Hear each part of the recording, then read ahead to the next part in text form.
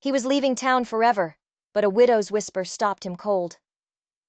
In the Dakota Territory, September of 1887, the town of Dry Creek lay silent under a burning sunset. Its streets were covered in dust and shadows. A lone cowboy sat high on his weary horse, his saddle packed, his boots scarred from long roads, his heart heavy with years of wandering. He had promised himself this was the end. He would leave Dry Creek for good, vanish into the wide frontier, never to look back. The saloon was closing, the church bell stood quiet, and not a single soul moved to stop him. His eyes were fixed on the horizon, on freedom, on the trail waiting for him beyond the hills. Yet deep inside, a strange weight pressed on him. Something nameless was almost pulling him back. He thought nothing could change his decision. But in the last fading light, a single voice, gentle, trembling, and desperate, was about to break the silence, and his destiny with it. As the cowboy pulled gently on the reins, and his horse shifted toward the darkening trail, the sound of soft footsteps broke the stillness. From the shadows, a woman stepped forward, her figure fragile against the dying glow of the sun. Her black dress was worn but neat, her face pale with worry, and her eyes filled with a fear that held a strange courage, a courage that made him halt without thinking. And beside her clung a small boy, no older than 7, his little hands gripping the folds of her dress as if letting go would mean losing the last bit of safety he had left in this unforgiving town. In that quiet moment, her voice trembled like a prayer carried by the wind as she whispered, "My boy needs someone like you." The words were so soft, yet sharp enough to cut through the armor of silence he had wrapped around his heart. The reins froze in his hand, his chest heavy with a weight he had tried to bury for years. A weight called responsibility, something he had spent a lifetime escaping. And now here it was staring back at him in the form of a widow's plea and a child's desperate eyes. And though the wind pushed dust across the street, and the world beyond Dry Creek waited with all its promise of freedom, his body refused to move. His horse pawed the ground impatiently, as if sensing the battle raging inside him, a battle between the life he knew and the life he never thought he could face. He studied her in the fading light, the lines of hardship on her face, the unspoken fear that outlaws still haunted the edges of this town, the loneliness she carried like a shadow. He realized that her whisper was not just for her boy. It was a call for protection, for hope, for something steady in a place where everything was fragile. His throat tightened because he knew what staying would mean. Danger, sacrifice, and the end of the road he had chosen. Yet riding away would leave her broken and her son defenseless. The silence stretched so long it felt like the world was holding its breath. The boy's wide eyes locked on him with a trust he did not believe he deserved, and memories he had buried rose up. Of promises he had once broken, of people he had failed, of the long nights when he told himself he was better alone. But now, alone seemed like cowardice. Though his lips did not move, his heart whispered back an answer he was not ready to say aloud. As the widow stood trembling before him, the echo of her words burned deeper than any wound he had carried, because for the first time in years, someone needed him. Not as a gun, not as a drifter, but as a man who could be more. And the weight of that truth was heavier than any trail he had ever ridden. His hand tightened around the leather reins, drawing a heavy breath, a man torn in two. In that moment, every reason he had for leaving came rushing back like ghosts he thought he had outrun. The gunfights that had stained his hands, the long nights haunted by faces he could not forget, the scars carved deep into his soul by betrayal and loss, the truth that this town was built on shifting sand and broken promises. And yet, her voice lingered inside him like a fragile flame, refusing to die. It echoed again and again until it was louder than the wind, louder than the silence, louder than the trail itself. When he looked down at the boy clutching his mother's dress, he saw not just a child, but the reflection of all he had once longed for and never dared to claim. Trust shining in innocent eyes that did not yet know what kind of man stood before them. Eyes that made him feel seen in a way he had not felt in years, and the weight of it pressed against the emptiness in his chest until it almost broke him. The horse shifted impatiently as though urging him to decide. The road waiting, the horizon calling, yet his heart was frozen where it stood. Because freedom had always been his answer. Freedom had always been his shield. And now, for the first time, freedom felt like chains, because it meant abandoning them when trouble was already near. Shadows were moving at the edge of town, whispers of men who had no mercy, men who fed on fear.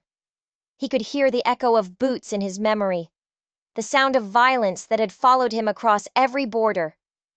And he knew if he stayed, that same violence would find him again. But if he left, it would fall on her instead. The choice tore at him until sweat gathered beneath his hat and his jaw clenched against the storm inside him. Because he had sworn never again. Sworn never to be tied down, never to care, never to risk his soul for anyone.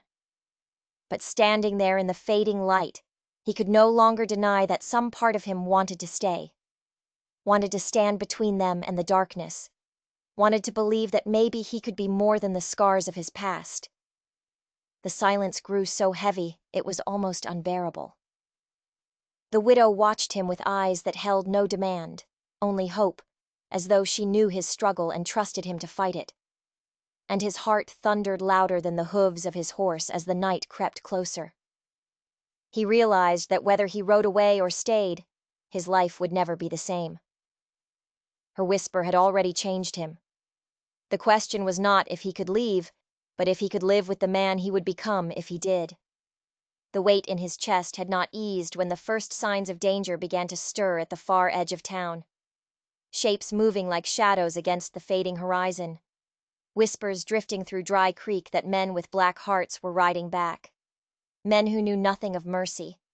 Men who had once bled this place dry and left it trembling. And though the saloon doors were shut and the church bell remained silent, the air itself seemed to tighten with dread, as if the town knew what was coming. In that silence, he saw her again.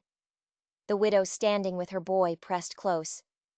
Her daughter peering timidly from the doorway of their small wooden home. Their faces pale with the knowledge that no lawman remained to defend them, no strong arms to guard the weak. In that instant his stomach turned cold. He understood that if he turned his horse and vanished into the night, he would not be riding away from a town. He would be riding away from them, abandoning innocence to fear and cruelty, and that truth bit deeper than any wound he had ever carried. Still, the temptation of freedom pulled at him with all its cruel strength, whispering of the open plains, the silence of endless roads, the safety of never belonging. But every time his eyes found hers, that temptation cracked. Because behind her fear was a quiet strength, a silent plea that was not for herself, but for her children. Her son clung to her hand as if she were the only barrier between him and the darkness waiting to strike. His throat tightened until it hurt. He knew the boy believed in him. Believed in a man he was not sure he could be. The choice pressed heavier with each breath. His hands were stiff on the reins as his horse stamped the dirt, restless, eager to leave, but his heart refused to move. Chained by the sight of a mother holding back her terror with courage. Chained by the memory of his own losses that no trail had ever erased. Chained by the undeniable truth that walking away would not just make him a drifter, but a coward. His mind burned with images of what those shadows would do when they rode into town. How their boots would thunder on these empty streets. How doors would be torn open. How cries for help would echo unanswered. He shuddered. For once he was here before the ruin began, standing where he could still choose to stop it. The night deepened as the wind carried faint laughter from beyond the ridge, cruel and mocking, the sound of men drawing closer. And though he had spent his life running from battles, from ties, from love, he felt the fire of something different rising inside him. A flame fed not by pride, but by the need to protect. As he looked once more at the widow and her children, the weight of his decision settled into his bones like steel. He knew freedom on the open trail was no longer freedom at all if it came at the cost of leaving them defenseless in the face of the storm that was already on its way. He drew a long breath as the sound of cruel laughter carried through the wind, his eyes lifting to the horizon, glowing faint beneath the last trace of light. The road stretching endless and open, promising him the same restless life he had always known. And then his gaze fell back to the widow standing with her children pressed close, their fear wrapped in silence, yet their hope burning through the dark. Something inside him shifted, like iron settling into place. His voice was low, steady, almost breaking as he whispered, Maybe I ain't leaving after all." In that fragile second, the boy's face lit with a hope so pure it struck him harder than any bullet ever had.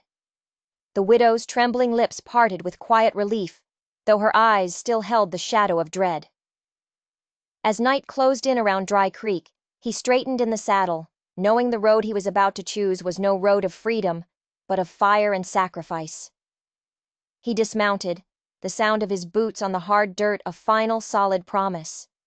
He was staying. But he hadn't just chosen to stay in a town. He had just stepped into the middle of a war he didn't understand.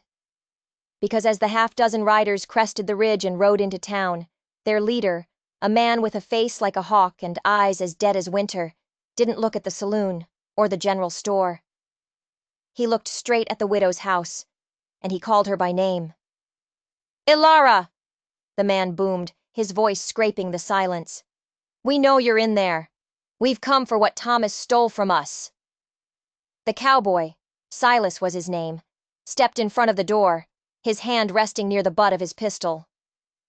"She ain't talking to you tonight." The leader, Jedediah Kane, let out a low, humorless chuckle. His men fanned out, their hands on their guns, their faces grim. This wasn't a robbery. This was a hunt. "And who might you be?" Kane sneered. "Her new watchdog?" "Just a man passing through," Silas said, his voice level. "And you boys look like you're lost. The trail's that way." He nodded back toward the dark horizon he had just abandoned. Kane's eyes narrowed. "Thomas owed us. He paid his debt with his life, but he left something behind, something that belongs to us. Give it over, Ilara, and we ride out peaceful."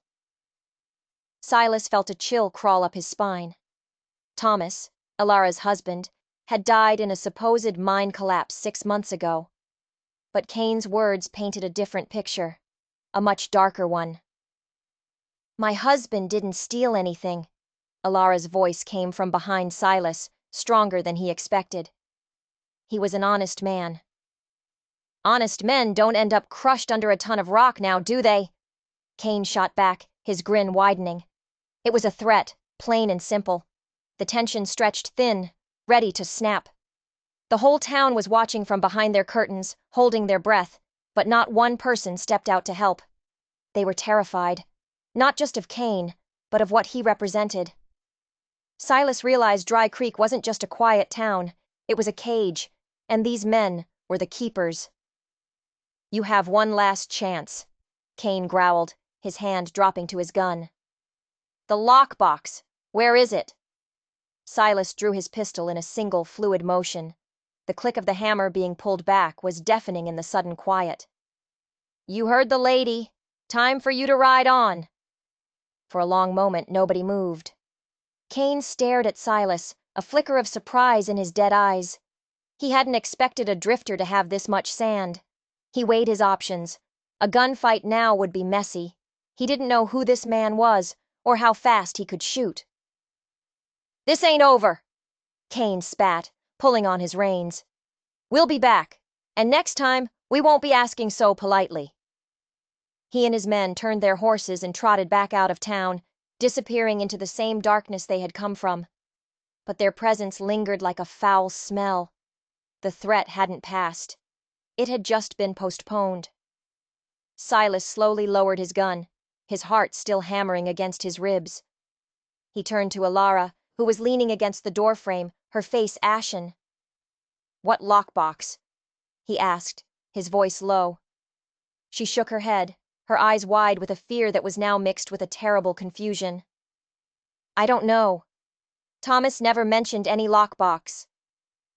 But Silas saw something flicker in her eyes. A lie. A small one, born of terror, but a lie nonetheless. She knew something. And that something had gotten her husband killed. He had stayed to protect a helpless widow. But what if she wasn't helpless?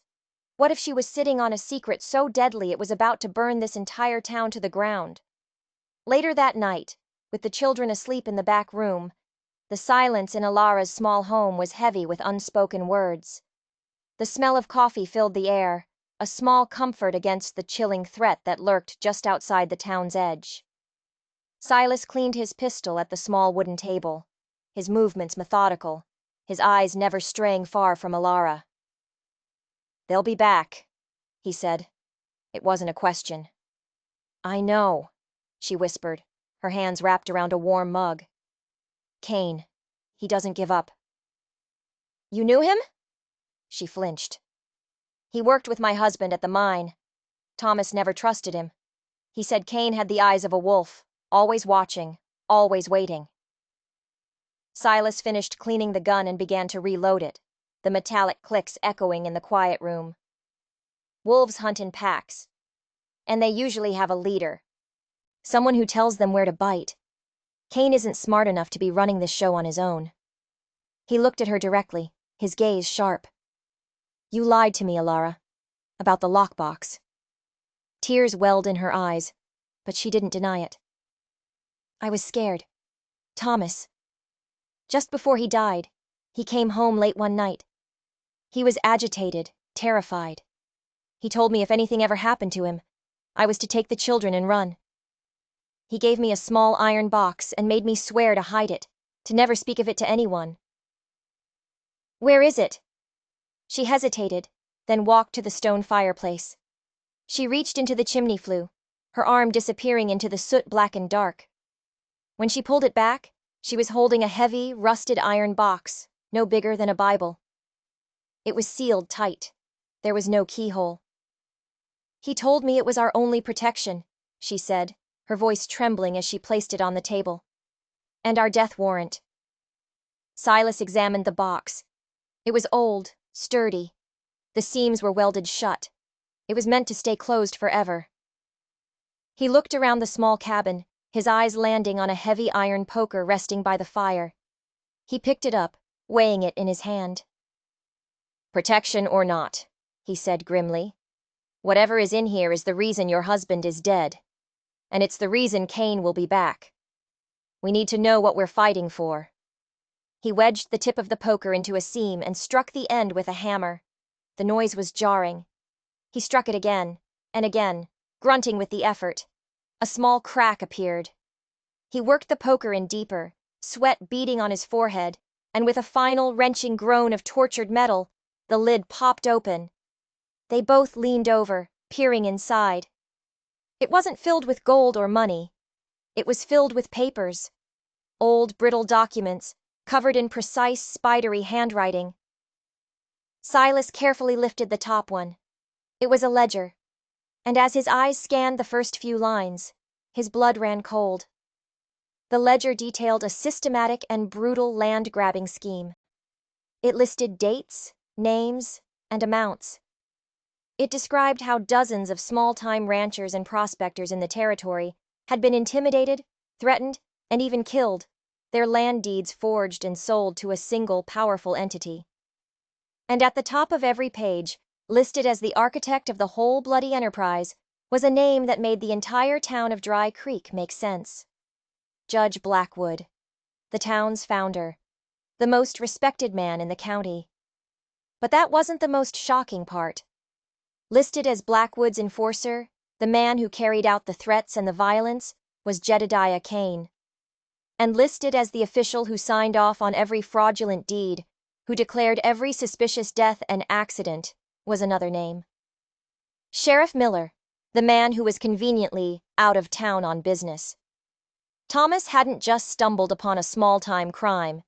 He had uncovered a conspiracy that reached the very top of their society. This ledger was proof.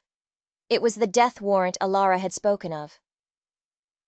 My God, Alara breathed, her hand flying to her mouth. Thomas was trying to expose them. And they killed him for it. Silas finished, his voice like gravel. This town isn't just quiet, Alara. It's complicit. Every single person who stays silent is helping Blackwood and his dog stay in power. He suddenly understood the fear in the townspeople's eyes. It wasn't just fear of outlaws. It was the fear of a tyrant who owned their homes, their jobs, their very lives. And now, he and Alara were holding the one thing that could bring it all crashing down. He looked at the open door, then at the dark windows. They weren't safe here. Kane hadn't left to give up. He had left to report back to his master. They knew about the box. It was only a matter of time before they came back to get it, and to silence the only two people who knew it existed. They couldn't fight a whole town. They couldn't trust the law. Their only option was to run. Pack your things, Silas said, his voice urgent. Just what you can carry. We need to get this ledger to the territorial marshal in Fort Laramie. It's the only way. But as Alara rushed to gather a few belongings, a floorboard creaked on the porch outside. Silas froze, his hand snapping to his gun. He held a finger to his lips, gesturing for Alara to hide. He crept to the window, peering through a crack in the curtain. It wasn't Kane. It wasn't his men. It was Sheriff Miller, standing on their porch, his badge gleaming in the moonlight. He hadn't just returned to town. He was here for them, and he wasn't alone. The knock on the door was firm, official. Alara, Silas. This is Sheriff Miller. Open up. We need to talk. Silas's mind raced. Miller knew his name. How? He'd only been in town a day. Someone had talked. Someone was watching. The walls were closing in faster than he'd thought. He looked at Alara, hiding with the ledger clutched to her chest, her face a mask of terror. Running was no longer an option. They were trapped. What do you want, Sheriff? Silas called out, his voice steady, his gun aimed at the center of the wooden door. Just a friendly chat, Miller's voice replied, smooth as oil. Heard there was some trouble earlier. Kane and his boys causing a ruckus. Just want to make sure everyone's all right. It was a lie. A practiced, easy lie. Miller was here to gauge the situation, to see what they knew, to get that ledger. We're fine, Silas said. They rode off. Glad to hear it, the sheriff said. Still, I'd feel better if I could see for myself. Protocol, you understand. Open the door, son. Son. The word was a casual threat. Silas knew that if he opened that door, they were dead. Miller and his deputies would storm the place, take the ledger, and bury them in 2 shallow graves out on the prairie. No one in town would say a word. He had to stall. He had to think. It's late, Sheriff, Silas said. The lady and her children are trying to sleep. Maybe we can talk in the morning. There was a pause. Then, a heavy sigh from the other side of the door. Don't make this difficult, Silas. Judge Blackwood is a man who values order. He doesn't like loose ends. And right now, you and the widow, you're a very loose end. The pretense was over. This was it. Silas backed away from the door, pulling Alara toward the back of the small cabin. Is there another way out? He whispered. A small window in the children's room, she breathed. It's a high drop. Doesn't matter, he said. He handed her his gun. You know how to use this? She nodded, her hand trembling as she took the heavy pistol. Thomas taught me. Good, he said. Get the children. Go out that window. Run for the old church at the edge of town. Don't stop for anything. Barricade the door. I'll hold them off here as long as I can. I'll meet you there. No, she whispered, her eyes pleading. You can't fight them alone. They'll kill you. They'll kill us all if we stay here together, he said, his voice hard. Now go. Do it." The first heavy thud hit the door as one of the deputies tried to shoulder it open. The wood groaned but held. Alara hesitated for one more second, then turned and ran to the back room. Silas could hear her waking the children, their frightened whimpers cutting through the night. Another crash against the door, stronger this time. A crack appeared in the wood. Silas grabbed the heavy wooden table and wedged it under the doorknob. He looked around the room for a weapon, anything. His eyes landed on the fireplace. The iron poker. It wasn't a gun, but it would have to do. The back window scraped open. He heard the soft thud of Alara landing on the ground outside, then the hushed cries of the children as she helped them down.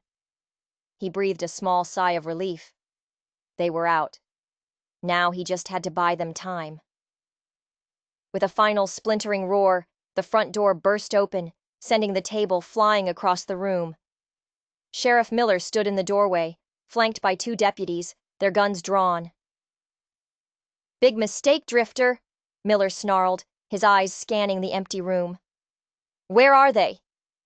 Silas stood his ground by the fireplace, the iron poker held like a club. "Gone," he said with a grim smile. "You're a little late." Miller's face contorted with rage. "Find them!" he roared at his deputies. "They're headed for the church! You!" He pointed his gun at Silas. "You're going to tell me everything Thomas told his wife before you die." "I don't think so," Silas said. He kicked a log from the hearth, sending a shower of hot embers and ash into the sheriff's face. Miller cried out, stumbling back, momentarily blinded. In that split second of chaos, Silas didn't run for the back. He charged forward. He slammed the poker into the gun hand of the nearest deputy, rewarded by a crack of bone and a scream of pain. He ducked under the swing of the other deputy and drove his shoulder into the man's gut, sending him crashing into the wall.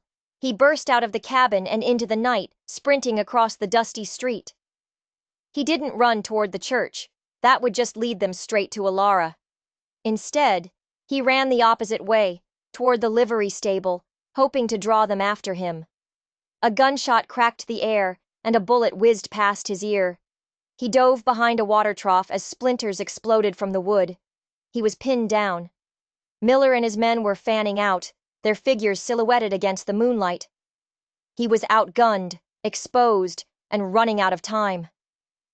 He had bought Alara a few minutes, but it wasn't enough. They would catch her. Then he heard it. A new sound. Hoofbeats. A lot of them. Thundering in from the darkness.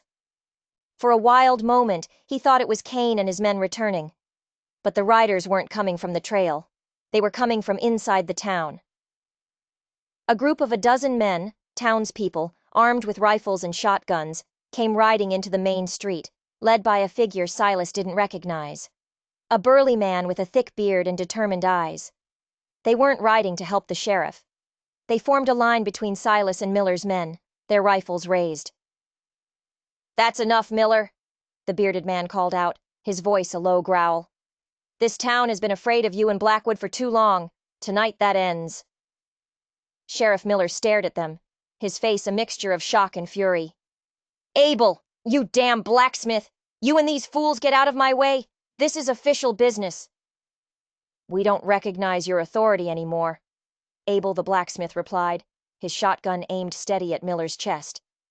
"We saw you go after that woman and her children. We're not going to stand by and watch another innocent family get hurt." Silas watched in stunned silence. The town wasn't as complicit as he thought. There were good men here, men who had finally found their courage. He had a chance. They all had a chance.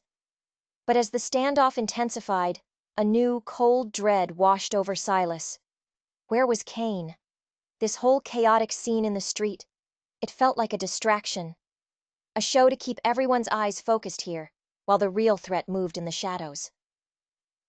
He looked toward the church, a dark silhouette at the edge of town. He pictured Alara and her children huddled inside, thinking they were safe. And he realized with a sickening certainty, this wasn't the main attack. It was a diversion. Kane wasn't coming back for the house. He was going to the church. He had been one step ahead of them the entire time. "It's a trap!" Silas yelled to Abel. "They're at the church!" Without waiting for a reply, Silas broke from cover, ignoring the risk, and sprinted through the moonlit alleyways. He had to get there first. Every shadow seemed to hold a threat. Every gust of wind sounded like a whisper of doom. The town square was a powder keg about to explode, but Silas knew the real battle was happening somewhere else, in the silence, where a lone woman and 2 children were about to face the wolf at the door. He reached the church, his lungs burning. The heavy oak doors were shut tight. There were no lights inside, no sounds. He circled around to the back, his heart pounding a frantic rhythm against his ribs. The small window she had escaped from was dark. He found a side entrance, a small door used by the preacher, and tried the handle. It was unlocked. His stomach twisted. She should have locked it. She should have barricaded every entrance. He slipped inside, the air cool and musty, smelling of old wood and hymnals. Moonlight streamed through the tall, arched windows, casting long, distorted shadows across the pews. The church was empty. Eerily empty. "Ilara?" he whispered, his voice swallowed by the vast, silent space. No answer. He moved down the central aisle, his boots echoing on the floorboards. A sense of wrongness washed over him. He felt watched. He reached the altar and scanned the room again. Nothing. Had they ever even made it here? Had Cain's men caught them on the way? Then he saw it. A small dark stain on the floor near the back pews. He knelt down, touching it with his fingertips. It was still wet. Blood. His blood ran cold. He stood up, his gun raised, his eyes darting into every shadow. And then he heard it. A soft, whimpering sound. It was coming from the bell tower. He moved toward the narrow, winding staircase that led up to the belfry. The whimpering grew louder. It was a child's cry. Leo. He took the stairs 2 at a time, his dread growing with every step. He reached the top and pushed open the small trap door. The belfry was a cage of thick wooden beams, with the massive bronze bell hanging silent in the center. In the far corner, huddled together, were Leo and his little sister Mia. Their faces were streaked with tears and dirt. But Ilara wasn't with them, and standing over them, a cruel smile on his face, was Jedediah Cain. In one hand, he held a long, wicked-looking knife. In the other, he held the iron lockbox. "Looking for this, Drifter?" Cain sneered, holding up the box. "The lady was more cooperative than you were. A little persuasion was all it took." "Where is she?" Silas growled, his voice a low threat. His pistol was aimed directly at Cain's heart. "Oh, she's safe," Cain chuckled. "For now. She's with the judge. He's very eager to talk to her about her late husband's hobby." He gestured with the knife toward the children. "Now, you're going to put that gun down, or these 2 little birds are going to learn how to fly." The children cried out, pressing themselves further into the corner. Silas was frozen. He was in an impossible situation. If he shot Cain, the man might fall against the children, or worse. If he didn't, the children were still hostages. "What do you want, Cain?" Silas asked, trying to keep his voice steady, trying to buy time. "What I want is to deliver this box to the judge, collect my pay, and ride out of this dusty hellhole," Cain said. "But you've become a problem, an annoyance. The judge wants you gone, permanently." Suddenly, from the town below, the sound of gunfire erupted. A full-blown firefight had broken out in the main street. Abel and the townspeople had made their move. The diversion he had suspected was now a battle for the soul of Dry Creek. The noise startled Cain, his eyes flicking toward the open arches of the belfry for just a second. It was the only opening Silas was going to get. He didn't shoot. Instead, he did something Cain never would have expected. He lunged forward and shoved the massive bronze bell with all his might. The bell, weighing nearly a ton, began to swing. It moved slowly at first, then gained momentum. It swung directly toward Kane. Kane, caught off guard, stumbled backward to avoid being crushed, his back hitting the wooden railing of the belfry. The old wood groaned under the impact. Silas charged. He tackled Kane low, driving him hard against the already straining railing. The knife clattered to the floor. The lockbox fell from his grasp. Kane grunted, trying to bring his own gun around, but Silas was on him, a whirlwind of desperate fury. They wrestled on the edge of the open belfry, 100 feet above the ground. The railing splintered. With a final, desperate shove, Silas pushed himself back, while Kane, his eyes wide with shock, teetered for a moment on the brink. The rotten wood gave way completely, and with a strangled cry, Jedediah Kane fell from the bell tower, his screams swallowed by the sounds of the gunfight below. Silas scrambled to his feet, breathing heavily. He grabbed the children, pulling them into a tight, protective hug. Then he grabbed the lockbox. He had the proof. He had saved the children. But Alara was still in the hands of the most dangerous man in the territory. He looked down at the battle raging in the street. Miller and his deputies were pinned down by the blacksmith and his makeshift militia. But they wouldn't hold out forever. And Judge Blackwood was still safe in his mansion on the hill, holding Alara hostage. The fight wasn't over. It had just moved to a new, more dangerous battlefield. He had to get to that mansion.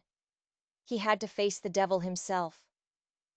Silas knew he couldn't go through the front of the mansion. It would be heavily guarded. Blackwood was arrogant, but not stupid. He had to find another way in. He led the children down the winding stairs of the bell tower, his mind working furiously. When they reached the bottom, a figure emerged from the shadows of the pews. It was Abel, the blacksmith, his face grim, a smoking rifle in his hand. "The street is a mess," Abel said, his voice ragged. "We've got Miller and his boys pinned in the sheriff's office, but they can hold out for a while. Where's the widow?" "Blackwood has her," Silas said, his jaw tight. "At his mansion." Abel swore under his breath. "That place is a fortress. He's got at least a dozen hired guns up there. You'll never get in." "I have to," Silas said. He looked at the children, their small faces pale with fear. He couldn't leave them here. "Abel, can you keep them safe? Your forge, it's built like a bunker, isn't it?" The blacksmith nodded, his expression softening as he looked at the children. "Aye. Walls are 2 feet thick. No one will get in. I'll take them there myself." He knelt down in front of Leo. "You be brave now, son. This man here is going to get your ma back." Leo nodded, trying to be brave, and hugged Silas's leg tightly one last time before going with the blacksmith. Watching them disappear into the night, a new, cold resolve settled over Silas. This wasn't just about justice anymore. It was about family. A family he had stumbled into. A family he would not let be torn apart. He turned his attention back to the mansion on the hill. Abel was right. A direct assault was suicide. But Thomas had worked for Blackwood. He had been inside that mansion. And he was a clever man. A man who collected secrets. What if he had left another one behind? Silas slipped back to Alara's cabin. The front door was a splintered wreck, the inside ransacked. Miller's men had been looking for the ledger. He ignored the mess and went straight to a small bookshelf in the corner. Thomas had been a reader. Silas ran his fingers along the spines of the books. Poetry, engineering manuals, local histories. It seemed like a dead end. He was about to give up when he noticed one book was slightly out of place. A thick volume on territorial architecture. It was an odd choice for a minor. He pulled it out. It was heavier than it should have been. He flipped through the pages and found it. A section had been hollowed out. And inside, there wasn't a weapon or money. It was a map. A hand-drawn, meticulously detailed map of Judge Blackwood's mansion. But it was more than just a floor plan. Thomas had marked guard patrols, weak spots in the walls, and something else. A thin, red line that started in the woods behind the mansion and snaked its way underground, ending right in the center of the judge's wine cellar. It was an old, forgotten smuggler's tunnel dug decades ago. A secret way in. Thomas hadn't just been gathering evidence, he had been planning for a war. He had been preparing to tear Blackwood's empire down from the inside out. And now, Silas would finish the job. He navigated the dark woods behind the mansion, the sounds of the distant gunfight fading behind him. He found the tunnel entrance hidden beneath a pile of rocks, just as the map indicated. The air that wafted out was cool and damp, smelling of earth and decay. He lit a match, revealing a narrow, claustrophobic passage. He took a deep breath and plunged into the darkness, the map in one hand, his pistol in the other. He moved as quickly as he could, his footsteps echoing in the oppressive silence. The tunnel twisted and turned, and more than once he thought he was lost. Finally, he saw it. A faint line of light ahead. The end of the tunnel was blocked by a section of loose stones in the foundation of the wine cellar. He carefully removed them one by one until he had an opening just big enough to squeeze through. He emerged into the cellar, a vast, cavernous room lined with thousands of dusty wine bottles. He could hear the faint murmur of voices from the floor above. He was in. He crept up the cellar stairs, his senses on high alert. The door at the top was unlocked. He opened it a crack and peered out. He was in a large, opulent kitchen. Two of Blackwood's guards were sitting at a table, playing cards and drinking. Their rifles were leaning against the wall, just out of reach. He couldn't risk a gunshot. It would alert the whole house. He had to be silent. He had to be a ghost. He took a deep breath, kicked the door open, and moved. Before the guards could even register what was happening, he was on them. He brought the butt of his pistol down on the head of the first man, who slumped to the table without a sound. The second guard jumped to his feet, reaching for his gun, but Silas was faster. He grabbed a heavy iron skillet from the stove and swung it hard, connecting with the man's jaw. The guard crumpled to the floor. 2 down. He didn't know how many were left. He moved through the lavish, empty hallways of the mansion, a phantom in the house of his enemy. Every creak of the floorboards sounded like a thunderclap. He followed the sounds of voices, which led him toward a large study at the end of the main hall. The heavy oak doors were slightly ajar. He peered through the crack. Inside, sitting behind a massive desk, was Judge Blackwood. He was an older man, but his face was hard, his eyes cold and calculating. Standing before him, her hands tied behind her back, was Alara. "The ledger, my dear," Blackwood was saying, his voice a low, menacing purr. "It is a dangerous thing for a woman like you to possess. It creates complications. Just give it to me, and I will be merciful. I will let your children live." "Never," Alara said, her voice shaking but defiant. "The world will know what you are, what you did to my husband." Blackwood sighed, a theatrical display of disappointment. "Such a shame. Thomas was a good worker, ambitious, but he got greedy. He saw an opportunity and thought he could blackmail me." He stood up and walked around the desk, circling her like a predator. "I built this town from nothing. I own every business, every soul in it. Did you really think a simple miner and his little book of numbers could threaten me?" He leaned in close, his voice dropping to a whisper. "I am the law here. I am power, and you are nothing." That was Silas's cue. He kicked the doors open so hard they slammed against the interior walls, the sound echoing like a gunshot. "She's not nothing," Silas said, stepping into the room, his pistol leveled at the judge's chest. "And you're not the law. You're just a thief and a murderer." Blackwood's eyes widened in genuine shock. He hadn't expected this. He had thought the drifter was dead or captured. He slowly raised his hands. "You've made a grave mistake, my friend," the judge said, his composure quickly returning. "Killing me won't save you. My men will hunt you down." "Your men are a little busy right now," Silas said with a tight smile. "Seems the town decided they're tired of living in fear." Just as he said it, a new sound came from outside. Not gunfire, cheering. The battle in the town was over. Abel and his men had won. Sheriff Miller and his corrupt deputies were captured. Blackwood's face turned pale.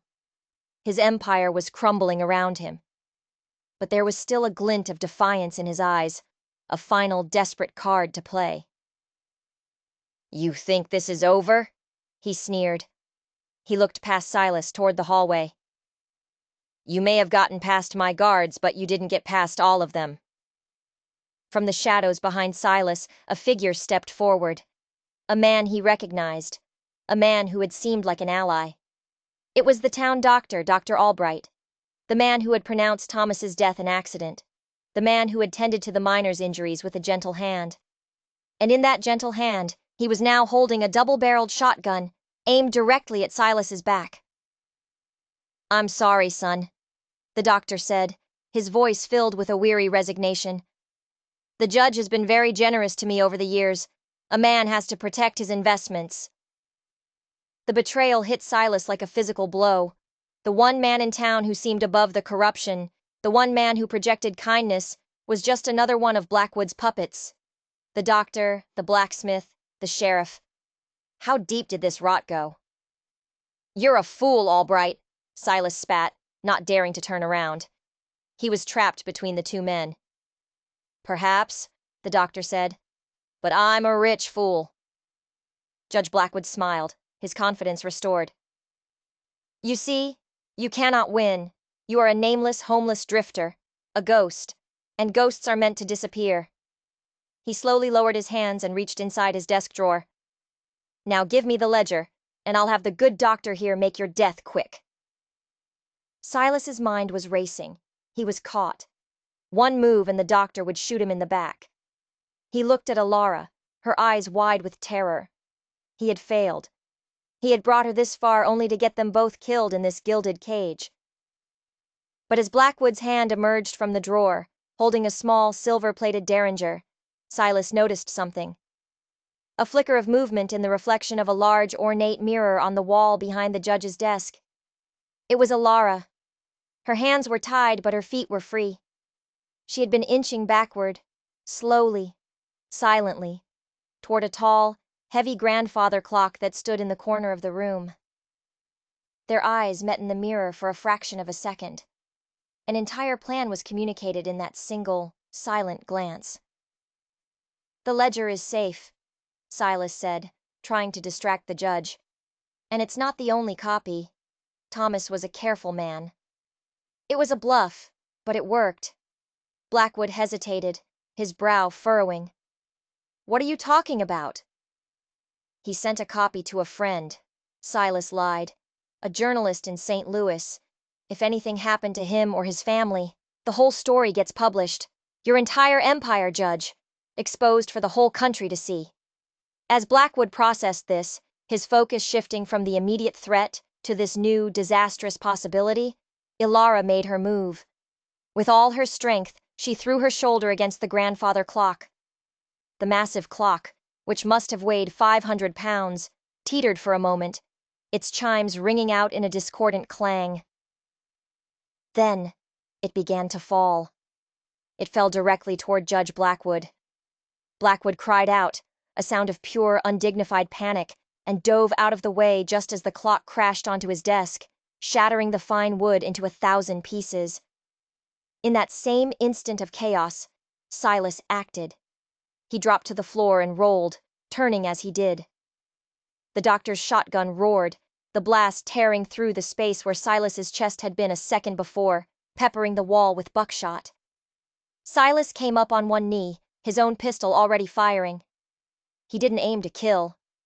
He shot the shotgun out of the doctor's hands, the weapon clattering to the floor. The doctor stared at his stinging, empty hands, his face a mask of disbelief. Silas was on his feet, turning his gun back toward the judge, who was scrambling to retrieve his fallen derringer from the wreckage of his desk. "It's over, Blackwood," Silas said, his voice cold as the grave. But the judge wasn't just a corrupt politician. He was a cornered rat, and cornered rats are the most dangerous. He came up not with the derringer, but with a long, sharp letter opener, and lunged at Alara. He grabbed her, holding the blade to her throat. "I go down, she goes with me," he shrieked, his eyes wild. Silas froze, his gun aimed, but unable to shoot. They were at a stalemate. "You have no idea who you're dealing with, do you?" Blackwood panted, his face inches from Silas's. "I'm not just some small-town tyrant. I have friends in Washington. I have a legacy." He looked at Silas, a strange, searching expression on his face. "You have a fighter's spirit. I see it in your eyes. That stubborn refusal to die.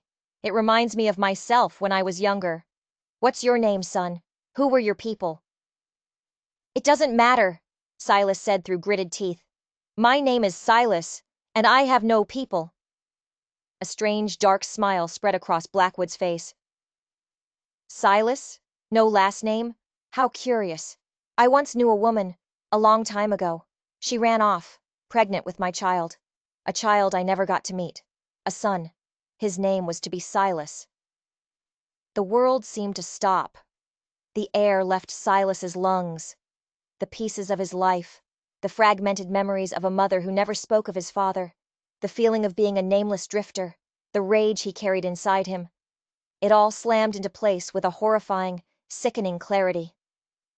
The man holding the blade to Alara's throat, the monster who had terrorized this town, the architect of all this pain and death. It was his father. The man he had been running from his entire life, without even knowing his name or his face, was standing right in front of him. The confrontation he had unknowingly sought across a dozen territories had finally arrived. "Let her go," Silas whispered, his voice cracking with the weight of the revelation. "I don't think so, son," Blackwood sneered, the word son now a venomous taunt. "Family reunion's over. You're going to watch me kill her, and then you're going to join her." He tightened his grip, the blade pressing against Alara's skin, a thin line of red appearing on her throat. In that moment, something inside Silas broke. The years of rage, of loneliness, of feeling like a ghost with no past and no future, all of it coalesced into a single point of pure, cold fury. He was no longer just a protector. He was vengeance. He did the one thing his father would never expect. He dropped his gun. It clattered to the floor, sliding under a piece of the broken desk. Blackwood stared, confused. "What is this?" "No guns," Silas said, his voice a low growl. He took a step forward. "Just you and me. A father and his son." For a split second, Blackwood's arrogance got the better of him. He saw weakness. He saw surrender. He shoved Alara away from him, sending her stumbling to the floor, and raised the letter opener, ready to charge. "You should have kept running," he hissed. But Silas wasn't surrendering. He was changing the rules of the fight. As Blackwood lunged, Silas moved with a speed and brutality that was terrifying to behold. He sidestepped the clumsy thrust, grabbed his father's wrist, and twisted. The bones snapped with a sickening crunch. The letter opener fell to the floor. Blackwood screamed, a sound of agony and disbelief. Silas didn't stop. He was a storm of unleashed pain. He struck his father in the jaw, then again. He was no longer a drifter, no longer a hero. He was just a son, finally confronting the source of all his demons. The fight was brutal, primal, and short. It ended with Judge Blackwood unconscious on the floor of his ruined study, his empire in ashes around him.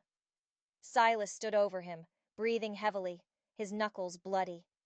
He looked at the man who had given him life and had taken so many others. He felt no triumph, only a vast, aching emptiness.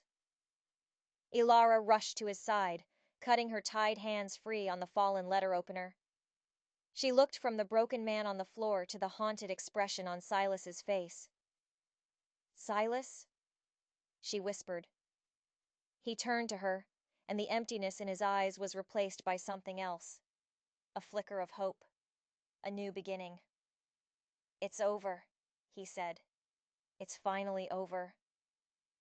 The trials of Judge Blackwood and Daniel Morgan were the biggest sensation the Arizona Territory had ever seen. Tabitha's articles, published in the Arizona Citizen and reprinted in papers across the country, laid the conspiracy bare. Her words, once punished with blows, now brought down one of the most powerful men in the West. The Apache Treaty was honored, their sacred land returned. The bodies of Emily, Sarah, and Rebecca were brought to Tucson and given a proper burial, with Tabitha reading a new poem at their graveside. A poem not about silent graves, but about voices that could never truly be silenced.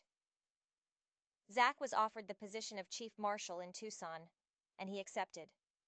His days of rootless wandering were over. He and Tabitha were married the following spring, in a small adobe church filled with their new, unlikely family, a grateful newspaper editor, a reformed rancher's wife, and a proud Apache chief and his daughter. Tabitha never stopped writing. She became a voice for the voiceless, her articles and books shaping the future of the territory. Zach became a symbol of a new kind of law, one based on justice, not just enforcement. They built a life together, a home filled with love, laughter, and 2 children, a daughter named Emily and a son named Daniel. Years later, on their anniversary, Zach gave her a privately published collection of her poetry. The title was Her Words, My Song. Inside, he had written, "To my beloved Tabitha, whose voice saved more than just her own life, it saved mine." Her story, their story, became a legend in the West, a story of how a single voice, armed only with truth and courage, could face down corruption and violence. A story of how a lawman, weary of the world's darkness, found his purpose in the light of a poet's words. It proves that even in the darkest of places, a single spark of truth can set the world ablaze. If you enjoyed this story, don't forget to like and subscribe for more tales of the strange, dark, and mysterious.